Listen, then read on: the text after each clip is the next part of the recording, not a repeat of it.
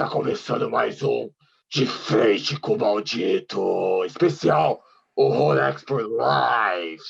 E hoje temos a presença ilustre da escritora, psicóloga, headbanger, Morgana Alessandra. Seja bem-vinda ao De Frente com o Maldito. Obrigada, Coveiro. É um prazer estar aqui contigo com essa ilustre e terrorística companhia. Exatamente. Victor Piroja, líder da Alquêmia. Seja bem-vindo. Boa noite, pessoal. Boa noite, Morgana. Boa noite. Tudo Quem não bem? conhece a Morgana, Maravilha. é isso. Para quem não conhece a Morgana, ela trabalha no gênero de horror, quadrinho e publicou diversos contos. E um livro chamado Lado Escuro da Floresta. E o premiado HQ História para Não Dormir. É isso aí, Morgana. Isso aí, Coveiro. Conte mais sobre a sua vida. Bom, na verdade, eu sou psicóloga, né? Exerço essa profissão há alguns anos e há uns 6, 7 anos eu comecei realmente a escrever, né? E o gênero que eu sempre li, que eu sempre construí os meus pesadelos pessoais, foi aquele que eu escolhi também para escrever. Eu sempre fui amante de livros e filmes de terror e foi uma coisa muito natural seguir por esse estilo, né? Inclusive, hoje eu estou fazendo mestrado em literatura e eu pesquiso Edgar Allan Poe, que é o mestre maior para mim, e não há... a deusa na terra e Edgar Allan Poe no céu. Sei, muito boa escolha. Se eu entrasse no seu consultório, se deitasse no seu divã, como que você me analisaria? Você é uma criatura muito fofa. Vou postar a nossa foto da Orex do ano passado, né? Muito boa. Bom, eu ia te definir da seguinte forma: uma pessoa muito fofa, uma pessoa muito agradável, de gestos muito sutis, de aparência muitíssimo delicada, né, Vitor? Totalmente, o Coveiro fofo. É fofo demais. Quem não conhece, que acha. Isso é só aparência. Pode ser que não. E realmente boazinha não tem nada, hein? Vai ser páreo duro. Imagina. E conte para a gente, para os fãs de livros de terror, como que você iniciou como roteirista e escritora? Roteirista e escritora. Bom, na verdade, eu acho que o caminho natural de todo escritor de gênero, principalmente no Brasil, é começar participando de antologias, né, de coletivas e coletâneas na área de horror e terror. Foi meu caminho. Eu comecei escrevendo em antologias, naturalmente eu comecei a participar cada hora de mais eventos, né? Aos poucos eu comecei a fazer curso na área, me desenvolver, e depois eu consegui publicar meu primeiro livro, e daí partiram vários outros projetos depois, acumulando hoje mais de 30 participações entre antologias, contos, prefácio, né? E participação agora em livros científicos também, capítulos e artigos. Muito bom. Nos conte mais sobre o seu livro Lado Escuro da Floresta. Qual que é o enredo? O livro é um livro de contos de terror que tem como temática, pano de fundo, o tema floresta maldita, uma floresta sombria. Todos eles, em algum momento, né, os personagens, os protagonistas, eles passam pela floresta. O tema floresta sempre foi um tema que me encantou muito, eu sempre tive um fascínio muito grande com essa questão do lúgubre, do obscuro, sabe? Da escuridão e da questão da floresta em si. E foi algo que, naturalmente, eu comecei a escrever sobre isso. Quando eu consegui reunir o número de contos que já atendia para construir a narrativa de uma antologia, eu publiquei esse livro com esse tema. Depois cheguei até a participar de uma antologia onde a gente também fez contos baseados em uma floresta de terror, né? O ano passado, o tema da Beth do Ghost Story Challenge foi numa floresta sombria, eu publiquei mais um conto com essa mesma temática, que é algo que realmente eu gosto muito. Legal. O que te inspira a criar uma história? Bom, eu falo, Coveiro, que a escrita ela é um pouco catártica, né? Eu acho que a gente coloca para fora os nossos medos, mas a gente sabe que ali no papel, de alguma forma, eles não se concretizam. Você sente aquele frio no estômago, você sente o medo, mas aquele medo ele está apenas no inconsciente, você não vai projetar realmente. Então, eu acho que é uma coisa muito natural. Como diria Clarice, que não tem a ver com horror, mas era uma bruxa foda, né? Eu escrevo porque não há o que eu fazer. Eu escrevo para não morrer, eu escrevo para não sabe, para me desesperar, eu escrevo porque é o que eu tenho que fazer, é o que me resta fazer. Eu acho que tudo aquilo que sobra daquilo que eu tenho de essência, dos meus medos, das minhas aventuras, das minhas histórias, dos meus pesadelos, é aquilo que eu coloco no papel. Não é porque somos escritores de terror que a gente talvez viva isso no cotidiano, né? A gente constrói um personagem para a gente mesmo e, em cima disso, você vai seguir um caminho, né? Nós temos todos nós a nossa persona. E acho que talvez o fato de ter sempre buscado essa temática foi onde eu consegui construir os meus personagens, entendeu? Então, hoje, tudo que eu escrevo é nesse sentido. Eu tenho outros gêneros que eu também me identifico, que eu também produzo, mas em menor número. Então, nossa proposta hoje é falar de terror e horror, então vamos seguir nessa temática. Sei. Victor Piroja, você tem alguma pergunta para nossa grande Morgana Alessandra? Tenho sim. Morgana, qual que é o maior desafio para produzir livros no gênero no Brasil?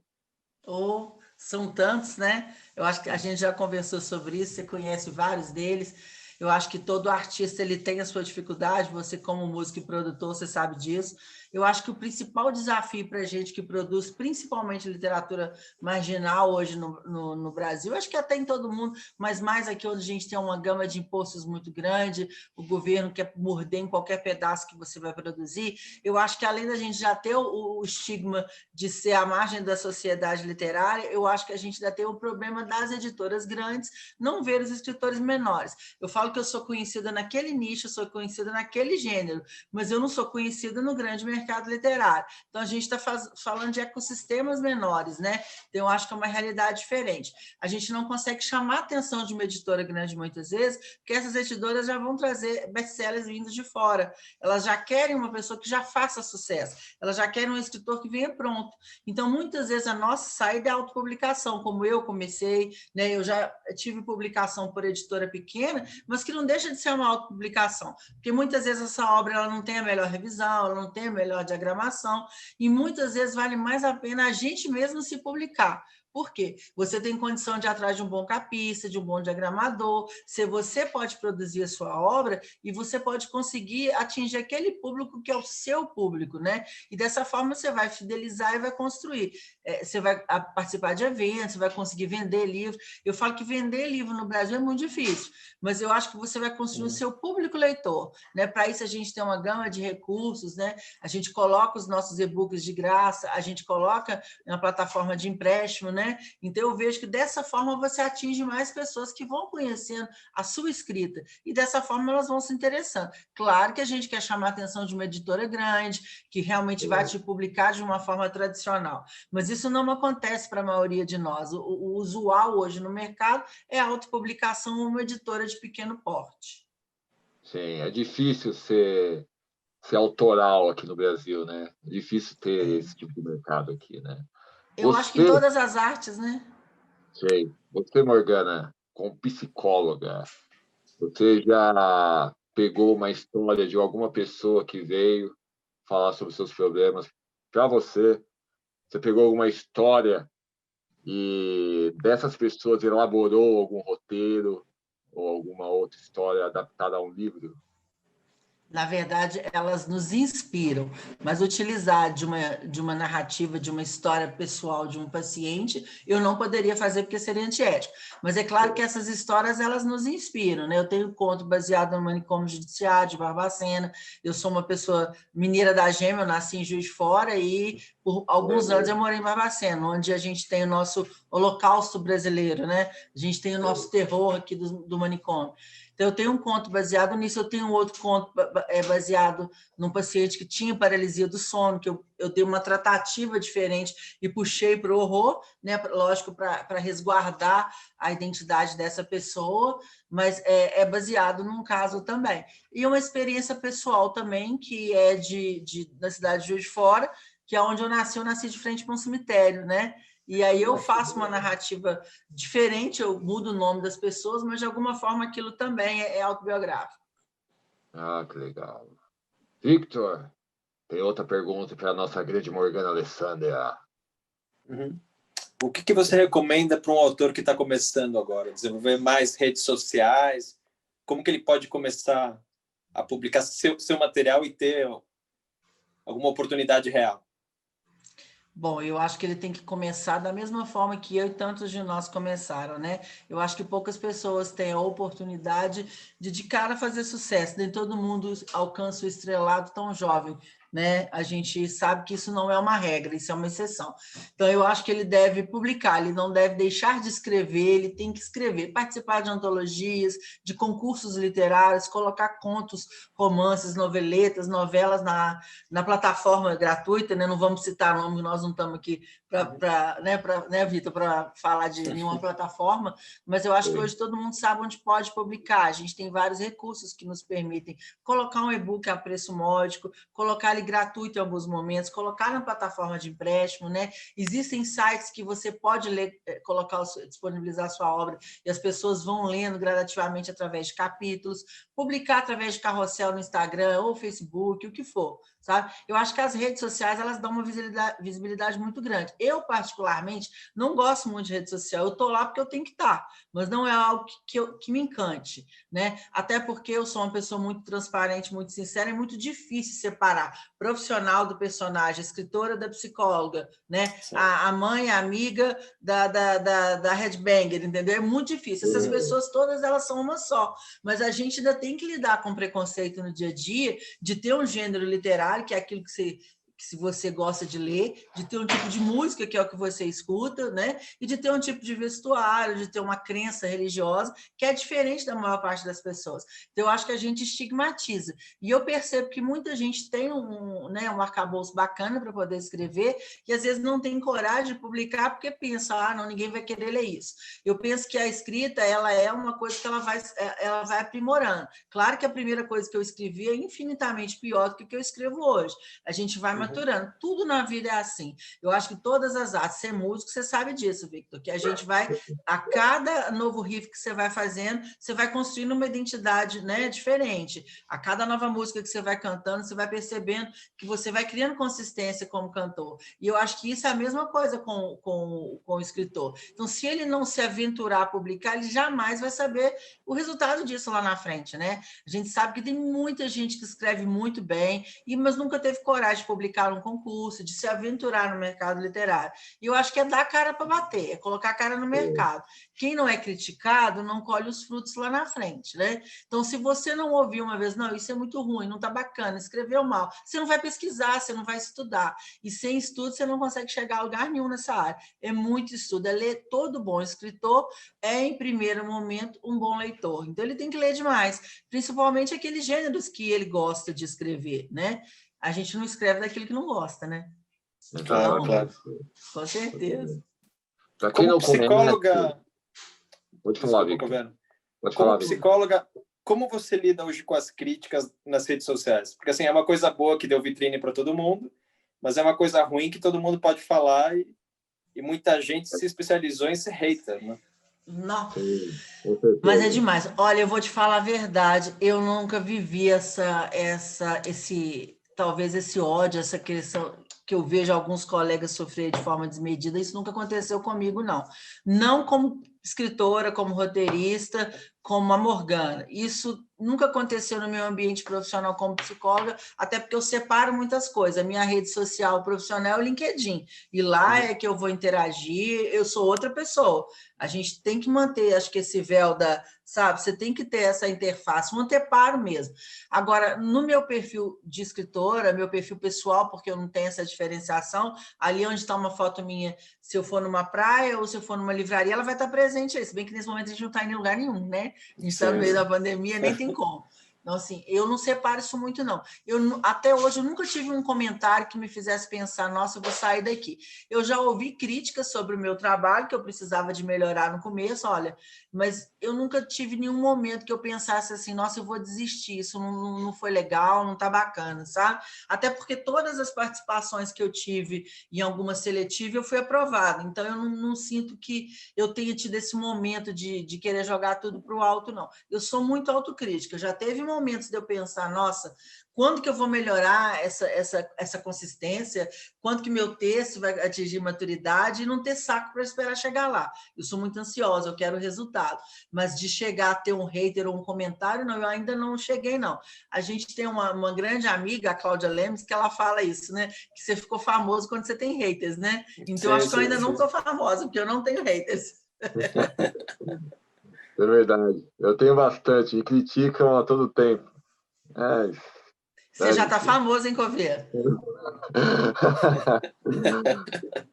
Mas eu acho, você sabe o que eu acho? Também tem o lado de cá. Eu já fui muito explosiva. Toma lá da cá. A maturidade me ensinou que isso não leva a nada. Então, se você me bater aqui, eu vou esquivar para não levar de lá. Anos de artes marciais me fizeram aprender a me defender de uma outra forma, esquivando. Então, assim, eu vou escorregando igual sabão. Então, eu não me envolvo em tretas, eu não critico de uma forma pejorativa o outro, e nessa medida eu não dou o direito dele fazer a mesma coisa comigo. É energia, né? Aquilo que eu entrego é que eu tenho de volta. Exatamente. Sabe? Bate e volta, não tem como. Isso é energia, 3 vezes 3. Sei. Morgana, nos conte mais sobre o seu HQ, Histórias para Não Dormir. Eu sei muito bem que lançar HQ independente aqui no Brasil é muito difícil, é muito caro, né?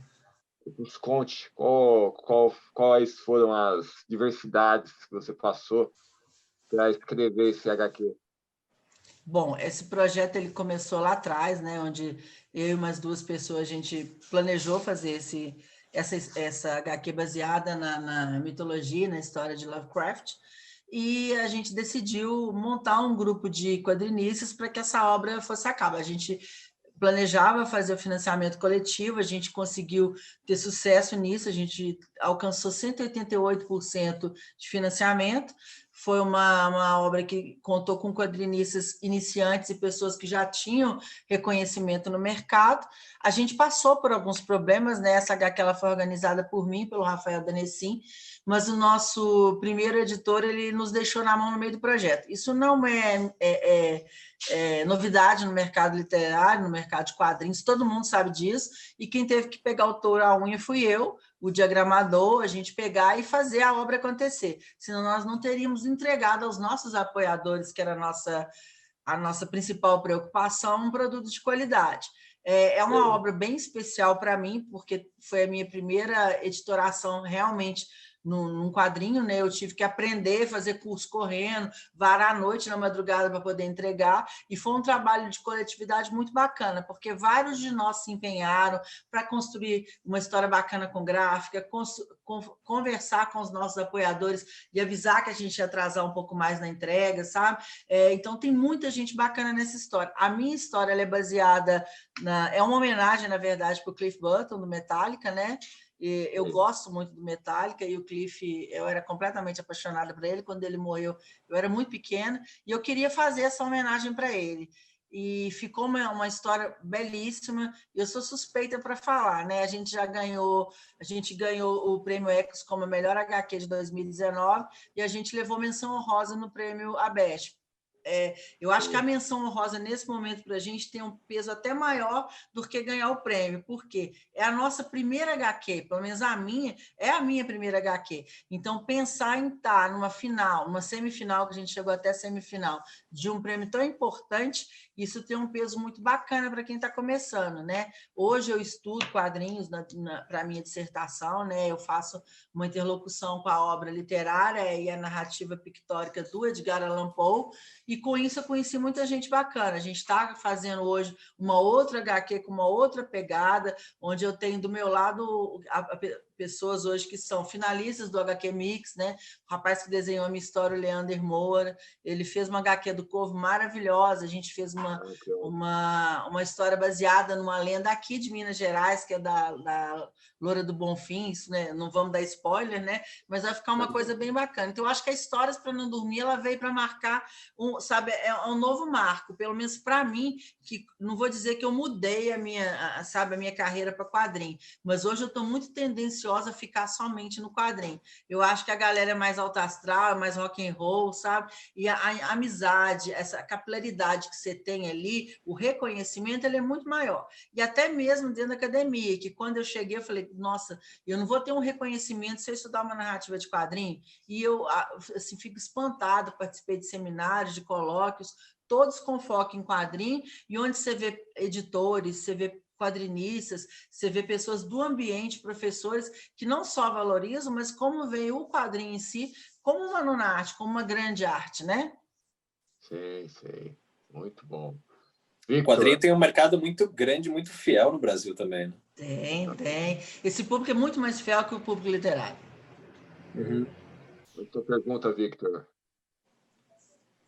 Ia comentar sobre isso dos quadrinhos, né? A gente percebeu pela Horror Expo, assim, o nível de quadrinistas no Brasil, a qualidade melhorou muito nos últimos 4, 5 anos, né? Com certeza. O ano passado, nas mesas, né, a gente tinha lá muitos finalistas do Prêmio HQ Mix, do Prêmio Abeste, sabe? Muita gente bacana, ou pessoas que hoje são meus parceiros em outro projeto, mas algumas pessoas que eu conheci lá, pessoas de renome no mercado nacional e quiçá até no mercado internacional hoje. Então, eu acho que esse é o caminho. Quando você faz algo de qualidade com respeito, você consegue construir uma história, sabe? Eu acho que esse mercado, ele, talvez pela questão até do lúdico, a imagem, talvez ela encante, emocione muito mais. E o público, ele é mais fiel, o público nerd também, que está muito engajado em quadrinho, né? Ele consegue valorizar o valor de um quadrinho muito mais do que o valor de um livro. Quer dizer, a pessoa, nossa, se escrever um livro, você podia me dar, porque eu não vou comprar, não. Isso eu ouvi isso direto. Ah, mas quanto que é o seu livro? É 30, 40 reais? Nossa, tá caro. Mas ele pede uma pizza de 60. E às vezes o quadrinho, quando você vende um quadrinho de 40, 50, a pessoa não te pergunta nada. Porque é uma obra que já tem uma valorização maior do mercado, né? Até pela própria questão do custo. É uma obra mais cara, a gente gasta muito mais, o papel é diferente, né? Às vezes você vai usar uma gama de tintas, dependendo do que você vai produzir, a gráfica que você vai utilizar, ela é muito mais cara. A qualidade final é fundamental no quadrinho. Não que no livro não seja, mas são impressões muito mais sofisticadas, né? Você consegue entregar, por exemplo, é igual no mercado musical, né? Você pode entregar um CD num encarte simples, mas você pode fazer um Digipack, uma coisa bacana, né? Com um encarte maravilhoso. É a mesma coisa do livro. Você pode fazer uma luva, uma capa dura, o miolo ele é o mesmo. Agora, no quadrinho não tem muito como fugir disso. Mesmo que seja preto e branco, né? A gente está falando aí de um papel diferente, de uma capa diferenciada. Então, não tem como. Você não pode fazer em qualquer lugar, senão a dobradura não vai ficar bacana, né? E isso é muito importante.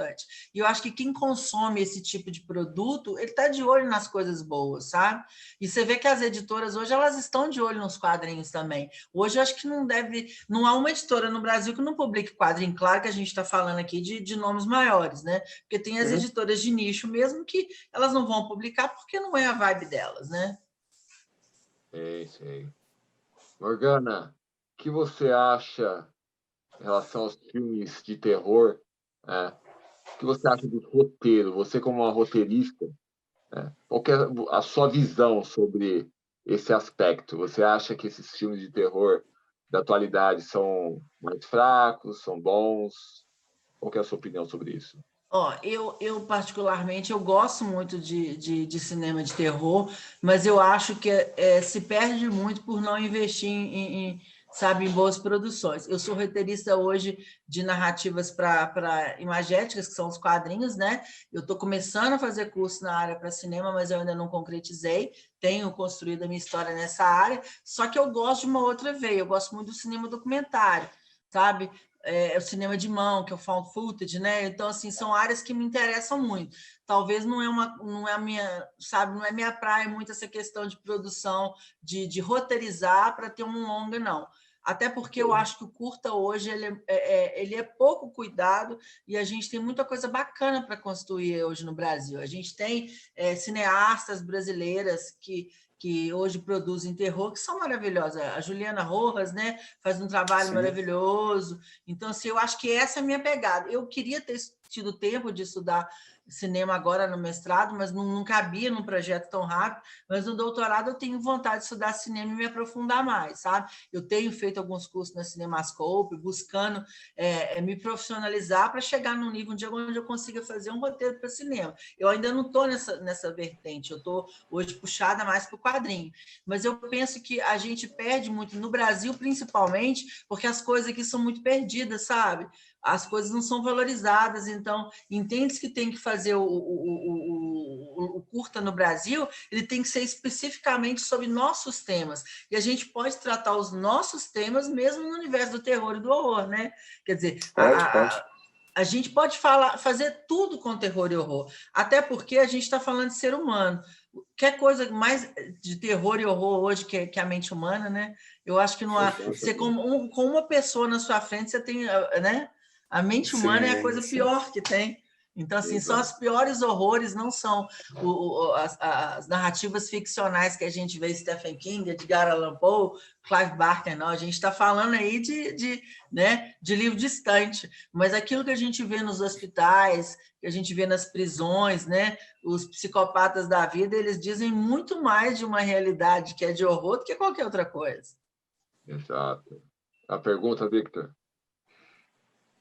Eu acho fascinante o teu trabalho, Morgana, porque você, sendo psicóloga, você consegue desenvolver umas histórias incríveis com propriedade, né? Exato. Pelo estudo do comportamento humano do ponto de vista científico, inclusive, né? Como que isso te ajudou a desenvolver a tua carreira em paralelo como autora?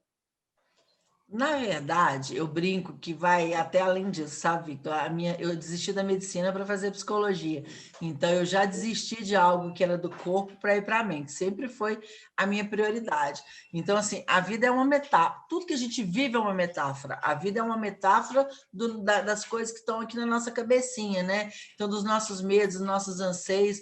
A gente vive no dia a dia, projeta no outro o nosso conteúdo inconsciente, a gente vai driblando as nossas dificuldades. Eu acho que ser psicóloga talvez consiga não digo me facilitar, mas tornar isso mais fácil para mim, porque muitas vezes eu coloco no papel aquilo que eu vivi no meu dia a dia, mas eu não quero que aquilo interfira na minha vida. Então eu tiro para fora aquilo que não é meu, né? É a minha catarse. Eu vou construir um personagem baseado, como eu falei para o Coveiro, né? Perguntou do paciente se eu escrevi alguma história baseada, eu vou jogar ali no personagem aquilo que eu vivenciei, porque nós psicólogos, a gente, né, não pode trazer para a nossa vida pessoal aquilo que você vive no ambiente, senão você vai pirar. Se cada pessoa que entrar no teu consultório em 50 minutos de terapia, ela deixar um conteúdo para você que é pesado, porque aqui no Brasil, principalmente, né, no mundo inteiro, mas aqui ainda é um pouco pior, porque a gente tem uma saúde sucateada em todos os níveis, principalmente a saúde mental, que as pessoas vão para o processo terapêutico quando elas já estão surtadas. Então, não chega para a gente uma pessoa no consultório porque ela quer se tornar mais saudável. Geralmente, ela vai lá porque ela já está dançada, porque ela já está toda, sabe, com a cabecinha sofrendo e ela realmente está pedindo socorro. Então, uma pessoa saudável, ela não chega muitas vezes, pelo menos para mim não chega. Ou então eu sou a mãe dos necessitados, né? Porque só chega para mim uns casos que precisam deixar os cabelos assim. Então, aquelas pessoas, elas vêm pedir socorro, mas eu tenho que tirar aquilo de dentro de mim, aquilo não é meu. Então, a forma, muitas vezes, como eu vou tirar aquilo de dentro de mim é o quê? Num personagem, numa história. Eu acho que é por isso que escrever foi uma coisa que casou tão bem com aquilo que eu sinto, né? Desde muito nova eu escrevo, mas estava tudo na gaveta. Escrevia música, poesia, né? E foi deixando na gaveta. Conto, vários romances inacabados. E quando eu vi, eu falei, gente, eu vou pôr isso para fora. Aí eu comecei a escrever para uma pessoa, só que eu não assinava, era ela que assinava, né?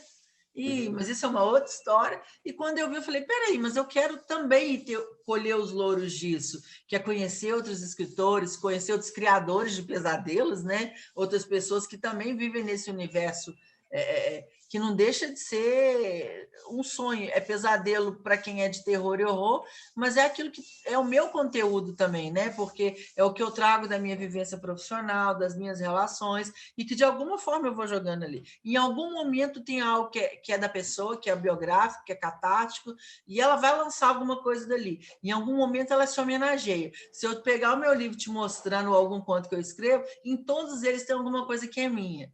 Em alguns é a data do meu aniversário que está lá, em outros é a minha banda preferida, em outros é o nome de um amigo que eu fiz uma homenagem, e já matei uma personagem no nome de um desafeto, entendeu? Eu não gostava muito daquela pessoa, era uma pessoa extremamente desagradável e era profissional. Era uma pessoa muito indelicada comigo e eu segurava, travava os dentes, pois não, bom dia. Matei a pessoa, entendeu? No conto. E aquilo me deu um prazer muito grande. Agora, é engraçado que esse livro na verdade, vamos dizer assim, uma narrativa pré-adolescente, não é um livro pesado, e esse livro está engavetado. Foi tão forte para mim na época que eu não consegui publicar ele até hoje. Tem 2 anos que ele está escrito engavetado, porque ele trata muito desses conteúdos que são densos, né? Que são as coisas dos nossos humores, né? Dos nossos dissabores, do que a gente coloca no mundo. E foi uma homenagem que eu fiz para aquele menino que tinha acabado de falecer, o Bernardo, que o pai e a madrasta mataram, né? Então, assim, foi a minha forma de homenagear aquela criança. Então, naquele livro, eu coloquei tudo que era meu enquanto psicóloga, tudo aquilo que eu não queria. Então, é um livro pesado, mas é um livro escrito de uma forma suave, porque o público é um público teen. Muito bom. Muito bom. Loucuras da minha cabeça. Você com uma boa headbanger, certo?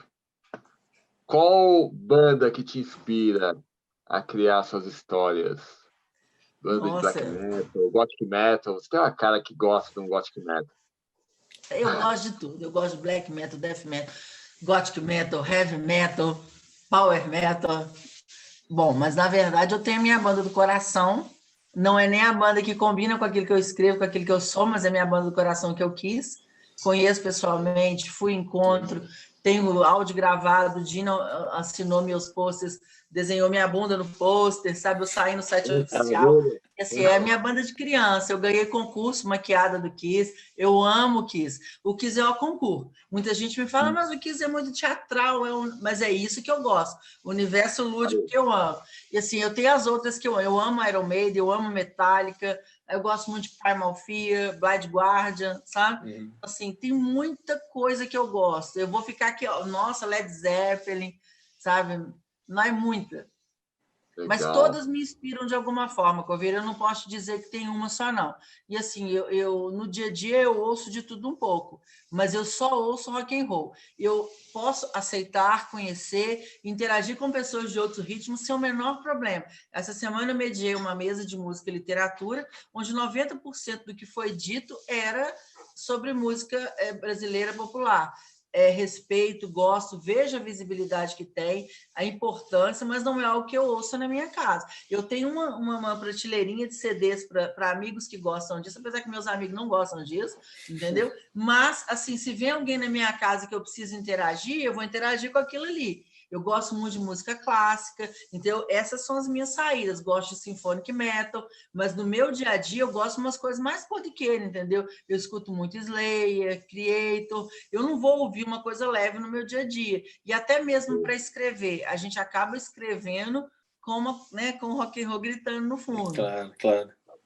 E eu tenho muito amigo músico também, né? Então isso facilita, né? Com certeza. Sim. Manda sua pergunta aí, Victor. Muito bom. Eu queria saber os 10 livros que te marcaram na tua história. Nossa, 10 livros que marcaram minha história. 10 é até difícil falar. Eu vou tentar ser breve, senão nós vamos ficar aqui até amanhã. Bom, eu acho que o que mais marcou minha vida como escritora, como leitora, é Edgar Allan Poe, né? Todos os contos do Contos de Imaginação e Mistério, que foi o meu primeiro contato, mas em especial o Gato Preto. Eu ficava na escola esperando a minha mãe me buscar e ficava na biblioteca.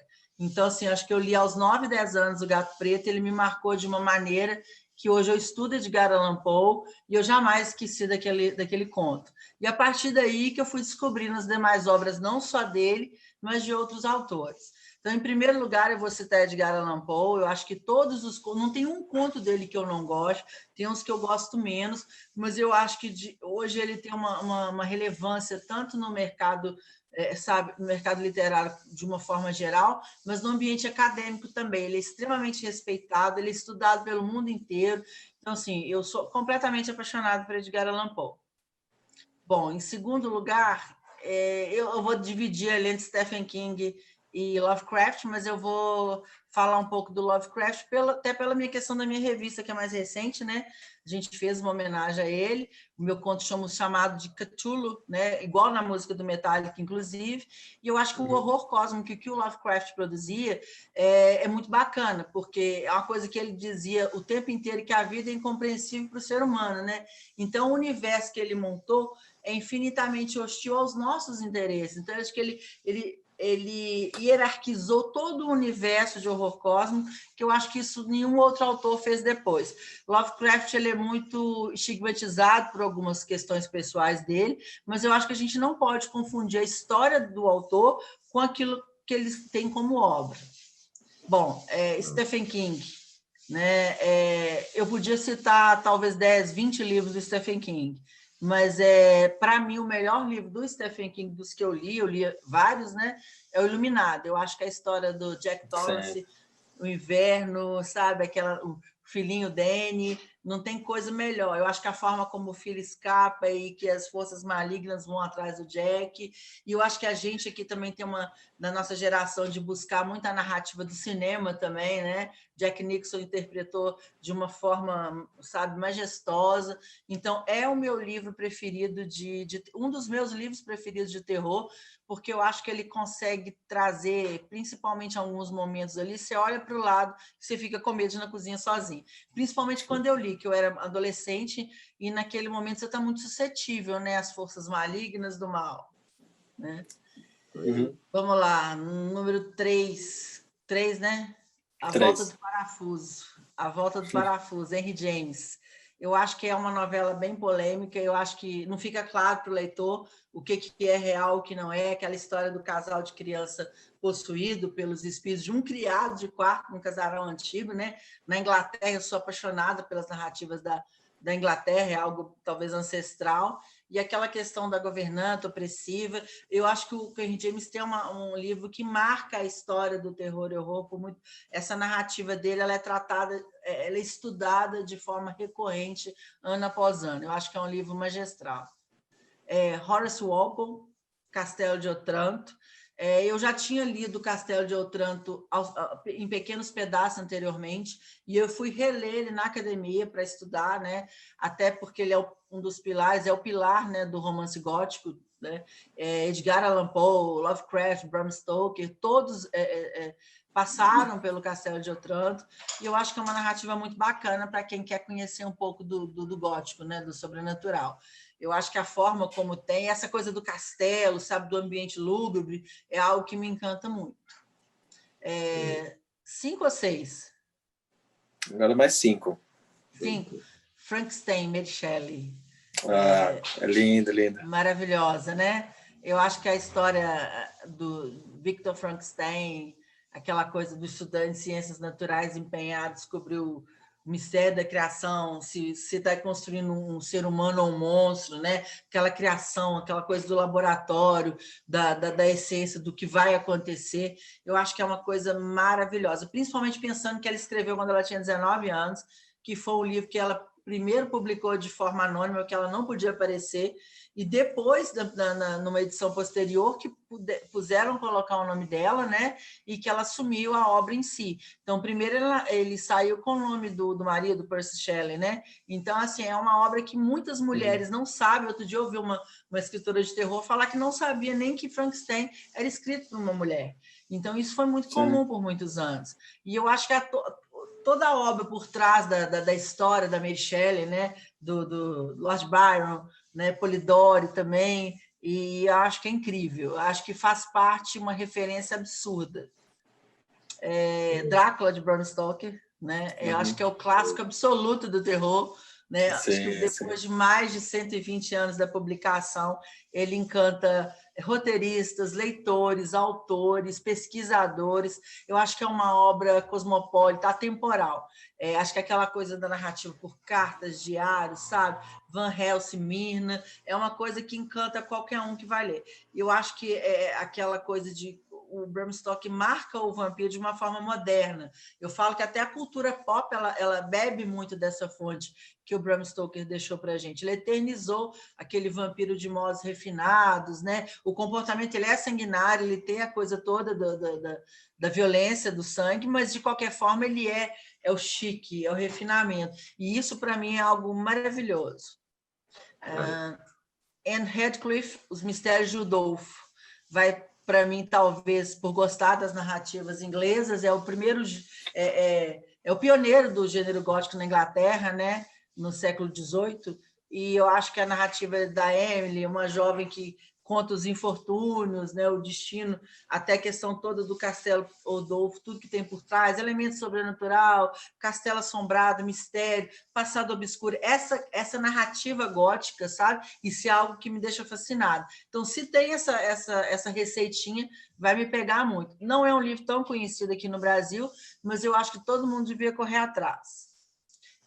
Anne Rice, A Hora das Bruxas, né? Eu acho que a Anne Rice ela se tornou mundialmente conhecida pelos vampiros, né? Lestat, Tarman. Eu acho até pelo filme Entrevista com o Vampiro, que popularizou Anne Rice para o mundo, mas ainda assim, As Bruxas Mayfair, A Hora das Bruxas, é o meu preferido dela. Eu acho que ela mistura os elementos góticos com o moderno, é um romance cruel, paixões arrebatadoras, ele vai narrar a saga de uma família inteira em 4 séculos, né? Da feitiçaria e das forças ocultas. E eu acho que essa questão de ter incesto, violência, sabe? Uma dinastia dos bruxos Mayfair é algo que me encanta muito também. Eu acho que tem aquela crueldade, a magia negra toda por trás, mas ainda assim ela consegue fazer isso de uma forma que fica atraente e sedutor. E eu acho que se convive muito fácil ali com a maldade, o espírito da meia-divindade, do incesto, assassinato, né? E eu gosto muito. E até porque tudo que você coloca, é impressionante, né? New Orleans, São Francisco, Haiti, tudo parece que vai queimar, botar fogo, vai ver um voodoo em cima, né? Então eu gosto muito das Bruxas de Anne Rice.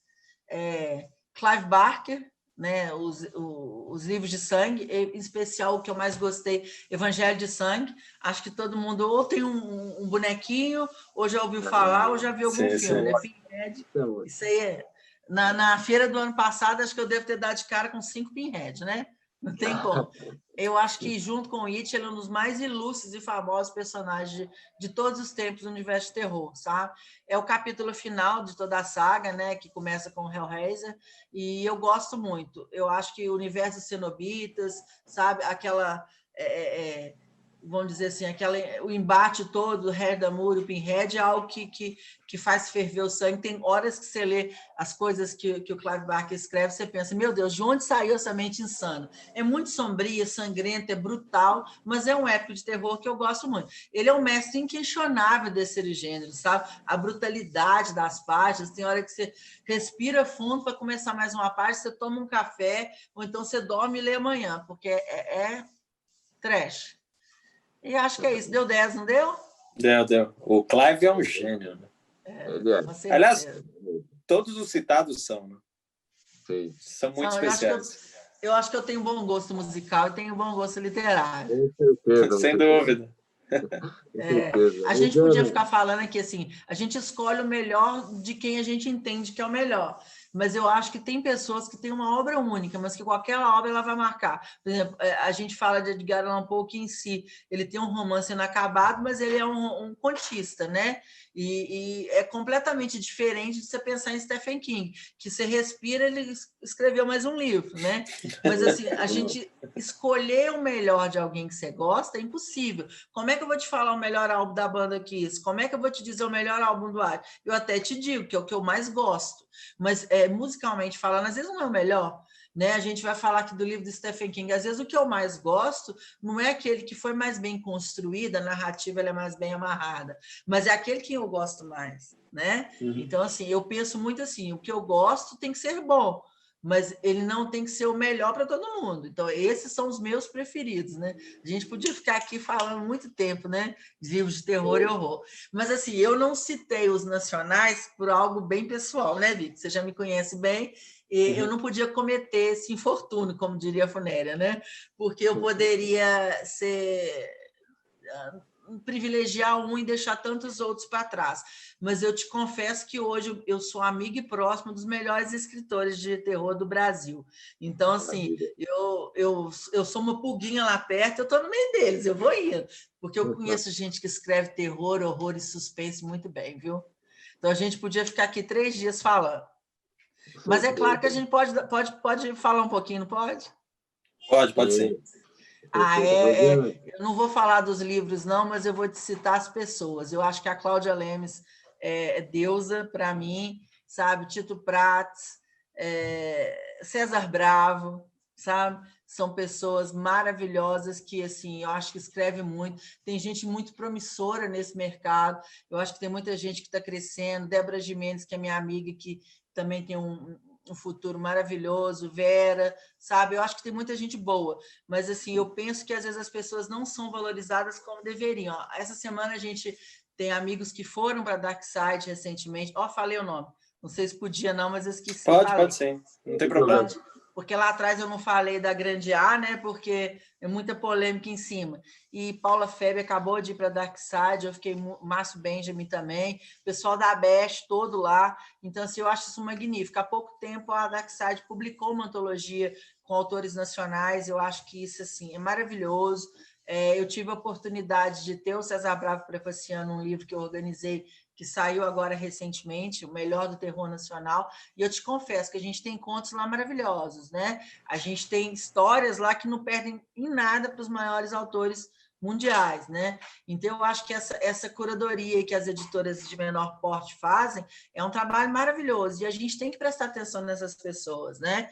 Eu penso assim, que os livros que Cláudia escreve não perdem absolutamente nada para o que eu leio de outras autoras de fora, sabe? E a gente podia pensar e falar delas por horas aqui. E às vezes a gente não tem o reconhecimento do grande público, porque a gente está falando de uma área de nicho, né? Sim, a gente está falando... sem dúvida. Oi? Sem dúvida. Não tem como. É a mesma coisa você. Sua banda é muito boa, eu tive no seu show, não estou falando para te agradar, é porque é boa mesmo, né, Coveira? Então, assim, você faz uma música que é a que eu gosto, né?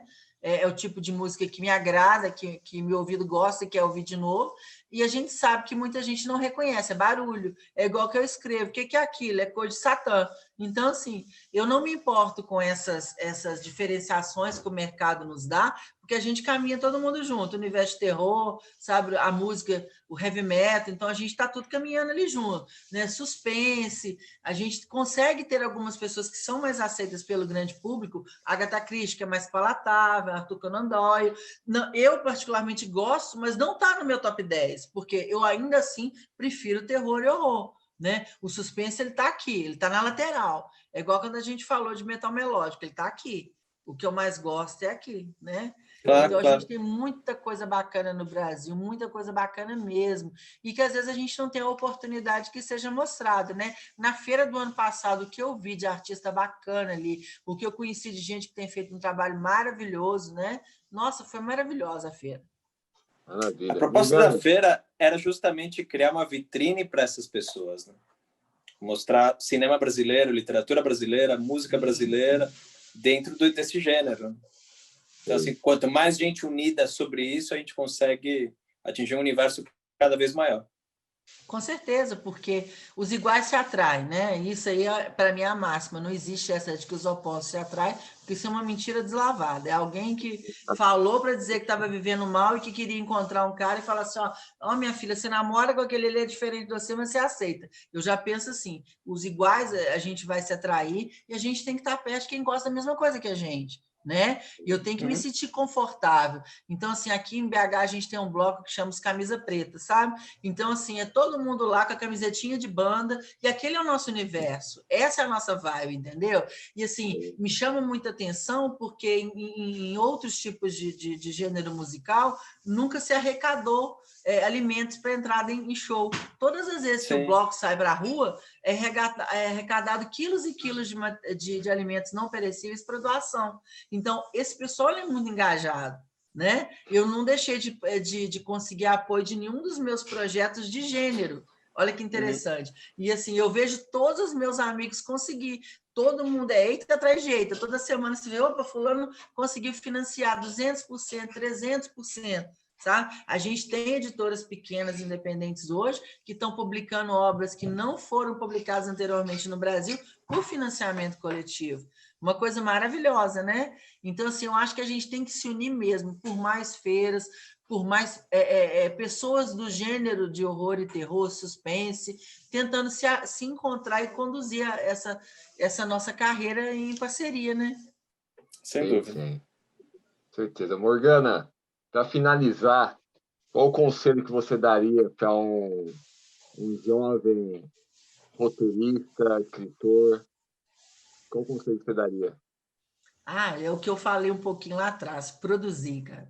Não deixar de ir atrás dos seus sonhos, ser aquilo que você quer, sabe? Não ter aquele papel, eu vou fazer nada contra quem fez, eu mesmo sou psicólogo, quanto a engenharia, a medicina, o direito, sabe? A psicologia, as grandes profissões que todo pai e mãe quer seguir. Mas seu filho quer ser roteirista, quer ser desenhista, quer ser escritor, invista, quer fazer música, invista. Porque eu acho que você tolir um artista, deixar ele infeliz, sabe? E a gente descobre que a gente é artista no decorrer da vida da gente, não. A gente aceita que a gente tem que fazer aquilo, porque é só o que me resta fazer. Sabe?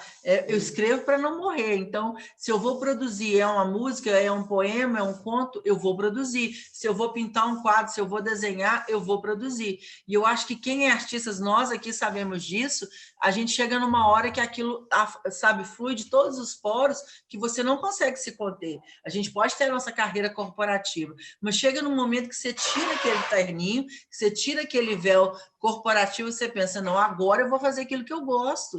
Agora eu vou mostrar para o mundo que, independente, sabe, de eu tatuar Hecate em mim, eu sou uma pessoa que é espiritualizada, que aquilo que eu produzo, sabe, eu contemplo o meu semelhante com caridade muito mais do que uma pessoa que vai para aquele outro caminho, né?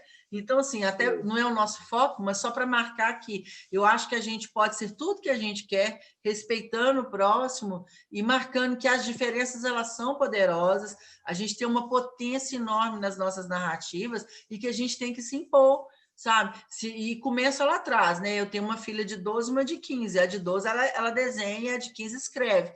E elas falam que vão ser artistas. Eu bato palma. É muito mais edificante para mim do que elas tivessem me virado e falassem assim, eu quero fazer psicologia. Falando, nossa, mais uma para tirar aquele tanto de fantasma de dentro, né? Aí eu penso, não, essas vão aprender a lidar com o nanquim desde cedo. Então, eu acho que a gente é feliz. Eu acho que o artista, ele chega numa hora que ele aflora de toda forma, sabe? E ele aprende a valorizar a arte do outro independente. Eu já vi pessoas que querem comprar um livro meu, você vê que a pessoa não tem nada no bolso, mas ela te oferece o que ela tem, ela troca a obra dela contigo. E ela coloca no lugar de destaque, porque ela te valoriza. Enquanto aquele que não é o seu semelhante, às vezes ele não te valoriza. Então, eu faço um trabalho de apoiar o meu colega. Hoje, né, eu tenho 2 selos literários e eu faço, mas eu divulgo as pessoas, o artista iniciante, né? E a gente tem que fazer isso. Você me perguntou sobre o iniciante, eu tenho um projeto de terror que chama Arte do Terror, ele tem 5 anos, e a gente publica de forma completamente gratuita, coletâneas. Hoje já são 9 coletâneas tradicionais, 5 especiais, e elas já estão em 3 idiomas. E o autor, ele não paga absolutamente nada para publicar. Ele recebe uma tratativa diagramada, um conto revisado. Lógico que não é um trabalho de uma grande editora, mas é algo que ele pode construir a história dele e mostrar, olha, agora ir numa editora e falar, olha, eu já construí um conto. Será que eu tenho uma chance de escrever? Com aquilo ele pode se identificar e querer escrever um livro, um romance. Então, eu acho que dessa forma você consegue, né? E assim, eu penso que tudo que você dá é o que você tem de volta. Então, na medida que eu divulgo o meu colega, acaba que ele também traz isso para mim. Então, é se apoiando, é não ter medo de errar, é dando a cara a tapa, é ir para a feira literária com revista de braço do braço, com o livro. Não vendeu nenhum, não? Volta, troca com o teu colega. Eu voltei com uma mala da feira de trocas com quadrinistas e com escritores. Mas foi uma experiência sem tamanho, porque foi a primeira vez que eu consegui encontrar os meus iguais ali, fazendo a mesma coisa que eu, produzindo de forma equinânime, né? E você vê que o sorriso de todo mundo estava aqui. O nosso objetivo, é claro, que é mostrar a arte, é conseguir vender a arte, produzir, e eu conheço pouquíssimos artistas que vivem do próprio trabalho, né? Mas eu acho que o principal é você conseguir mostrar seu trabalho para o mundo. E isso é um trabalho de formiguinha, dia após dia, não pode desanimar. Exatamente, é isso mesmo. Foi bem dito. Victor, tem algo a mais para falar? É isso. É te agradecer, Morgana, pela oportunidade de falar com a nossa audiência. Esse é um ano que a gente precisou fazer o evento de forma online. Era a única forma segura de fazer. E a gente queria você representando os nossos autores nacionais. Então, muito obrigado pela tua presença. Eu que agradeço muito a confiança. Você é uma pessoa maravilhosa, um amigo que eu tenho para toda a vida. O Coveira conheci o ano passado, por isso que eu brinquei que ele é fofo, que me tratou com uma gentileza, como um cavalheiro. Então, assim, eu valorizo muito esses encontros, agradeço imensamente, e a gente vai estar junto nas outras feiras, sejam elas virtuais ou não, e é uma história que não para por aqui, né? Claro. Posso dar o meu site? Pode, claro. Sim. Quem quiser conhecer o meu trabalho, o meu site é www.morganaalessandra.com.br, com MH, Instagram e Facebook também, Morgana Alessandra. Lá tem algumas publicações, eu estou começando agora, apesar de eu não gostar muito de rede social, eu entendo que é importante, mas não me apetece, sabe? Eu sou meio arredia, mas em redes sociais, que eu gosto do contato físico, né? O tete-a-tete. Mas quem quiser conversar, eu estou à disposição lá, vai ser um prazer. Muito obrigado, Morgana. Foi um prazer. Sou seu fã. Foi um prazer tê-la aqui na Horror Expo. Muito obrigado, Victor. Obrigada, viu, gente? Heavy metal na veia. Sempre, obrigado. Para o próximo show da Alquimia. Legal. Um beijo, gente. Um beijo para todo mundo. Beijo. Obrigada. Valeu demais. Valeu. Alexandra esteve no De Frente com o Maldito.